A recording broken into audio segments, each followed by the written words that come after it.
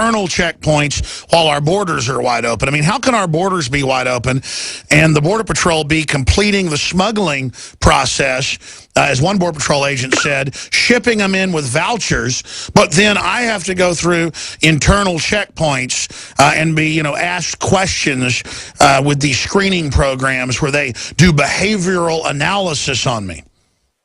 Yeah, BDOs, behavior detection officers. Well, it reminds me, particularly the way you've accurately described it there, Alex, of the old Superman bizarro world, where Superman somehow would go into this dimension, this bizarro dimension where everything is the opposite of the way it is in the real world. You're absolutely correct. Here we are with not only our borders essentially wide open, but Obama and the Department of Homeland Security people just standing on our side of the border, waving people in, please come in, andale, andale.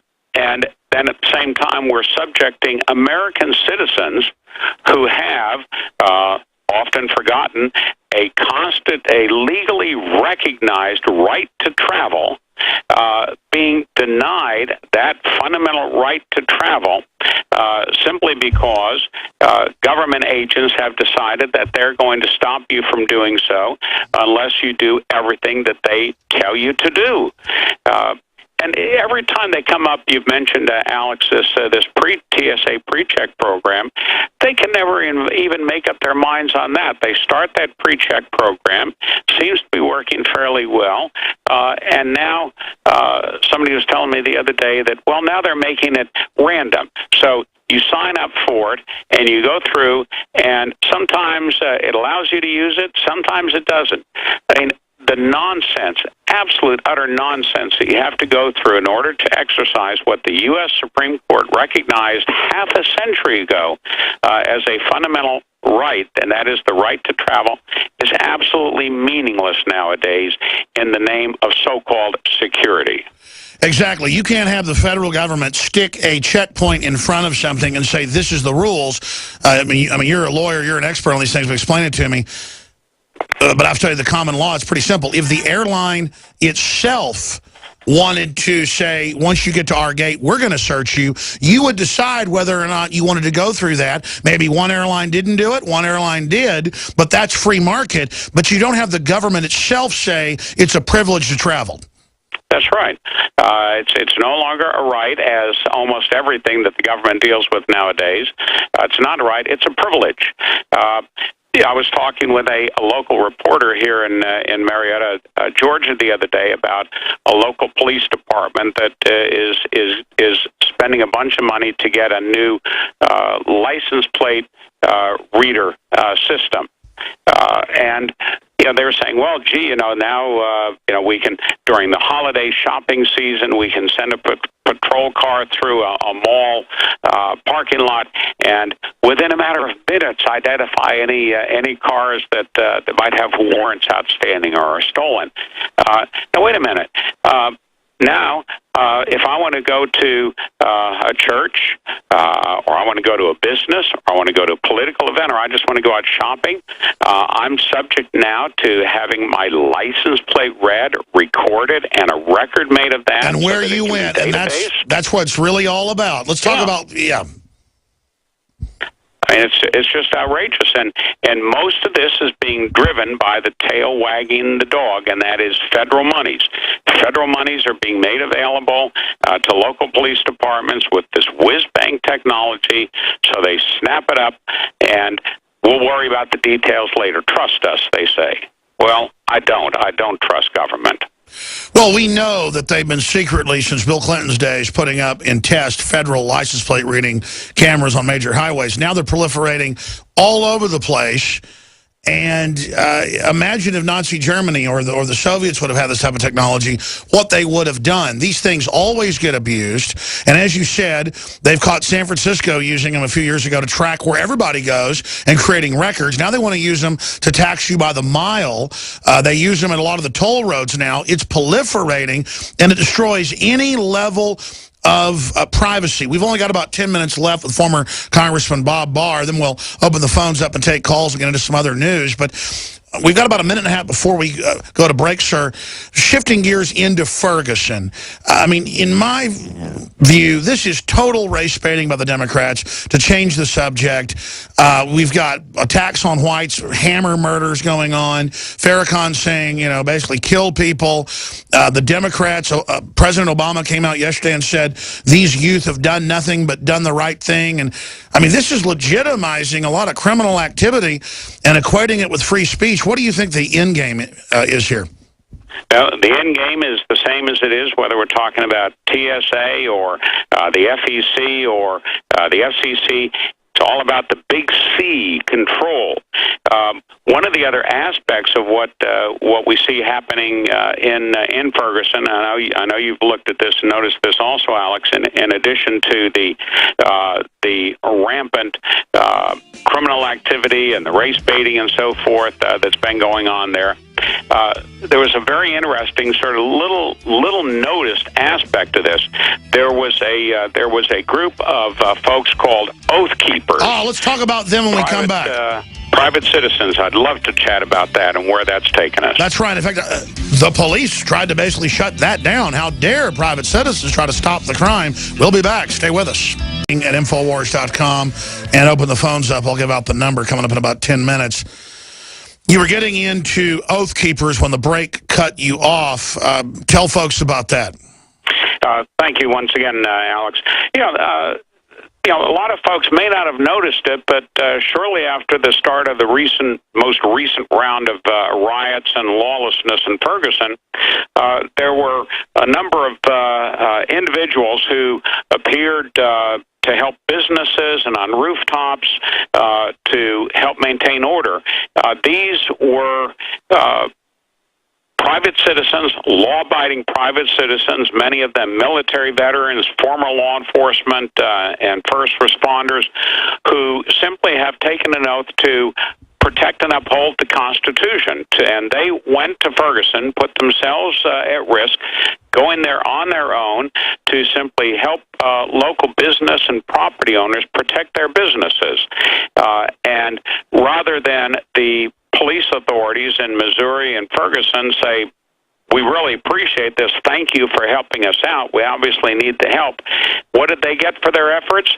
The Oath Keepers were told to get out of town or they'd be arrested because they didn't have licenses to do what they were doing. That is simply helping individual citizens and business owners protect their property.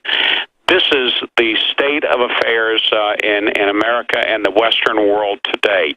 Citizens who wish to help maintain order and protect their rights and to carry out their God-given responsibility to protect themselves and their fellow citizens. Mm-hmm. That's not ultimately the job of the police. It's the job and the responsibility of individual citizens are now being told by police, not only do we not want your help, but you're going to be arrested if you continue to help, because it's against public safety. We, the police, are responsible for public safety, and anybody who interferes with that by trying to protect themselves and others will be arrested.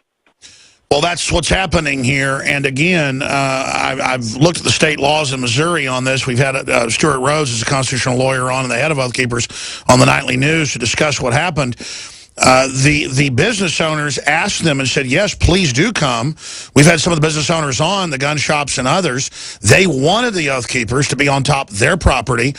And I think the police are wrong that if in free association someone says, yes, please be here and help protect me, and it's a private citizen doing it, it's not commerce, and so it's not subject to licensure. And I believe that's a fraudulent, unlawful order given by the police. It clearly is. But it's typical of government, Alex. We see it in so many ways.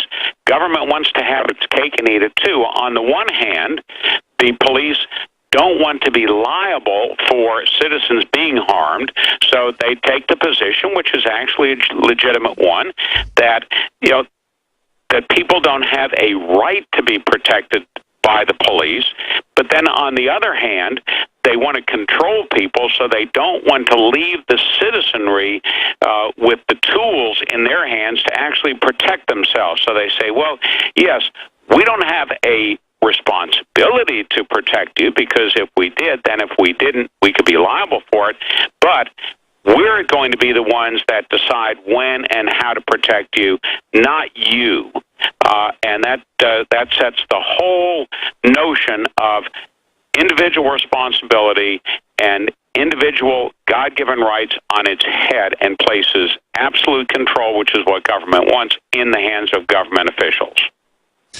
You're right, and to have the police freak out and come up and say, hey, come down, basically with your hands up, you can't be on that rooftop, even after they talked to the business owners and said, no, we want them there. It's that image of citizens with guns that makes the state so upset, because they want the monopoly of control. I mean, I'm sure the average cops appreciate Oath Keepers, but at the same time, the bureaucrats, they want that monopoly. Just like in the L.A. riots, when the police stood down because they didn't want to be called, police brutality or abusers or racist, then it was the Korean shopkeepers protecting the whole neighborhood with their shotguns. And the media back during the 92 riots asked, should they be arrested? Should they be allowed to not have their businesses burned down? I mean, the ultimate crime in this society now, it's like public schools teach kids, don't fight back if a bully attacks you, get in a fetal position. And they teach people now that have home invasions, don't have a gun, play dead, or urinate on them. I mean, I'm not trying to be gross here. That's what they teach. I hadn't heard that one before. I promise, I'm not kidding. I know it's not funny, but it is so ludicrous. And again, it gets us back to that image that I keep coming back to, with how strange things have begun to the old bizarro world. Hopefully, Alex, through your work and the work of other folks who really understand and are willing to put their reputations and jobs on the line in support of the Constitution, we can start to turn this around in the next couple of years. But darn, if we've got to have new and stronger leadership in the House and the Senate. And we've got to really pay attention and get involved with the primary, the presidential primary coming up. Because if we lose again, I'm not sure where we're going to wind up. I mean, I know I'm going to continue fighting, and I know you will. But we don't have a lot of time left to start turning this thing around. It's a best of times, worst of times scenario from my view. There's never been more hardcore people of all race, colors, and creeds awake to the basic tenets of liberty and the problems of tyranny. But of the groups not awake across the board, there is just a servile, decadent mindlessness in society with folks that are just do nothing but play on their iPads all day or watch television. And I can't imagine where this nation will be in the future if those types of people continue to dominate society. It's not a pretty picture that it conjures up. What we need, we've got to have people who understand the situation, who have the courage and the backbone to protect what we have and to start turning it around, because it's not going to happen. Liberty is not a self-fulfilling prophecy. We have to work at it constantly. I agree. Our founders understood that. Liberty is not guaranteed. We have to fight for it every single day. LibertyGuard.org. Bob Barr is going to go in just a minute. Let me ask you one final question. In your gut, not a prediction, but just a dead reckoning, do you think anyone will stand up against Obama in Congress? Will they let him do the blanket amnesty? Will they let him try to use executive power against the guns and claim the UN gives him authority? I mean, is there anything Obama can do? We were talking during the break earlier about the race baiting. You said it's so incredibly obvious they don't even care. I mean, when I watch MSNBC, it is bizarro world. It is so transparent.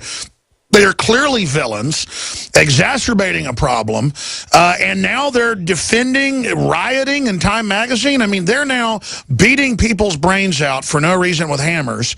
Racial attacks are women being attacked at Papa John's, and the media is defending it. What is wrong with the establishment?